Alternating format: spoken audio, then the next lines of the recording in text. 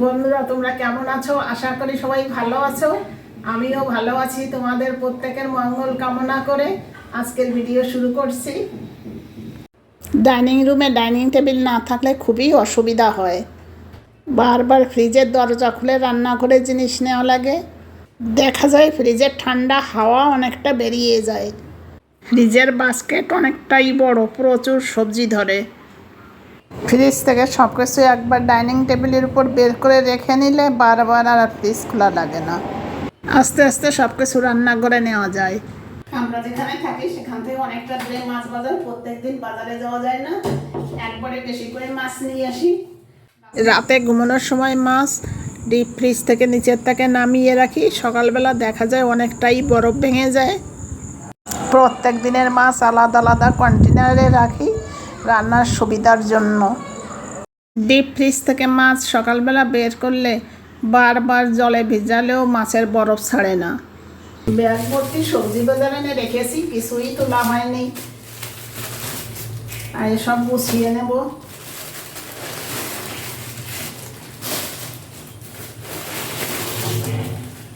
গুছিয়ে ফ্রিজে রেখে না দিলে আবার নষ্ট হয়ে যাবে। অনেক সবজি একসঙ্গে আনা হয়। চিচিঙ্গে একদমই ছোট ছোট। যতই কচি ভেন্ডি করে কিনে এনে রাখি না কেন, দুদিন থাকলেই দেখা যায় শক্ত হয়ে যায়। গাছের ভেন্ডিও তাই, আজকে দেখবো ছোট, কালকে সকালে দেখবো আবার শক্ত হয়ে গিয়েছে। এই বছর আম্রপালি আম অনেকটা তাড়াতাড়ি উঠে গিয়েছে, অন্যান্য বছর অনেক দেরি করে ওঠে। প্রত্যেকটা মানুষের যেমন প্রতিদিন মাছ মাংস খাওয়া প্রয়োজন, তেমনি সবজি খাওয়া প্রয়োজন। এখনকার ছেলেমেয়েরা তো সবজি খেতেই চায় না। ইন্ডাকশনে কড়াই বসিয়ে সবাই মাছের লবণ হলুদ মেখেছি, সঙ্গে সঙ্গে কারেন্ট চলে গিয়েছে। 2-3 ঘন্টা পরে সবাই কারেন্ট আসছে।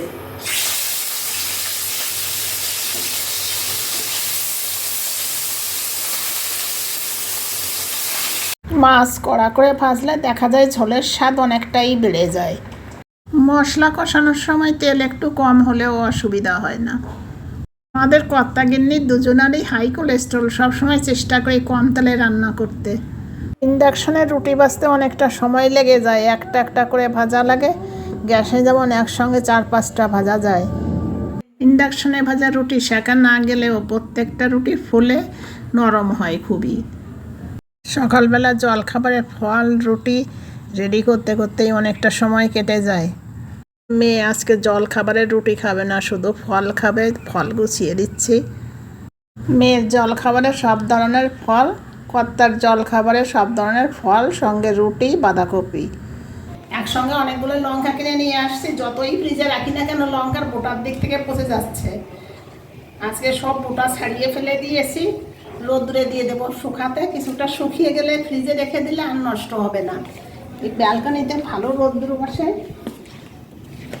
এখানে রোদ্দুরে দিয়ে দেবো।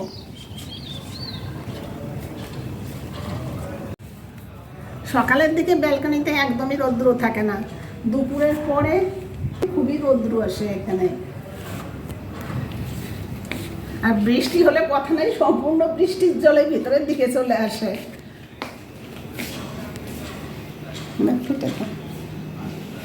এই রুমে মেয়ে ঘুমোয়, আর মেয়ে বাড়ি থাকা অবস্থায় আসতে পারি না এই ঘরে, কারণ অনেক রাত্রি করে পড়াশুনো করে, উঠতে দেরি হয়, আবার সকালেও পড়াশুনো করে।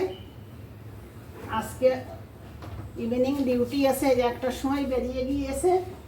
মেয়ের ঘরে ফিরতে ফিরতে রাত্রি 8:30 বেজে যাবে। কাছের জানালা পর্দাটা না থাকলে রোদ্দুরের তাপ চলে আসে ঘরের ভিতর।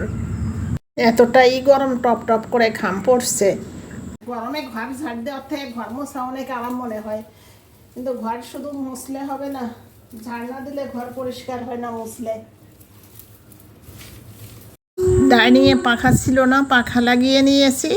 এখন আর ডাইনিংয়ে মোছার সময় কষ্ট হয় না। স্নানের আগে যত তাড়াতাড়ি কাজ হয়ে যায়, দুপুরে খাওয়া দাওয়ার পরে তত তাড়াতাড়ি বিশ্রাম নিতে পারি। একটা ঘরের জন্য সব মোছামুছির কাজ বাকি থেকে যায়, না হলে অনেক আগেই আমার সব কাজকর্ম হয়ে যায়। লাঠি দিয়ে মোছা সব থেকে সুবিধা, খাটের নিচ পর্যন্ত মোছা যায়, কোনো নোংরা থাকে না। আজকে দুপুরের খাবার খেতে অনেকটাই দেরি হয়ে গেল। কর্তা গিন্নি এখন একসঙ্গে খেতে বসবো। বাঁধাকপি ঘন্ট আর কিছু কিছু জিনিস ওই ঘরে রয়েছে, নিয়ে আসবো।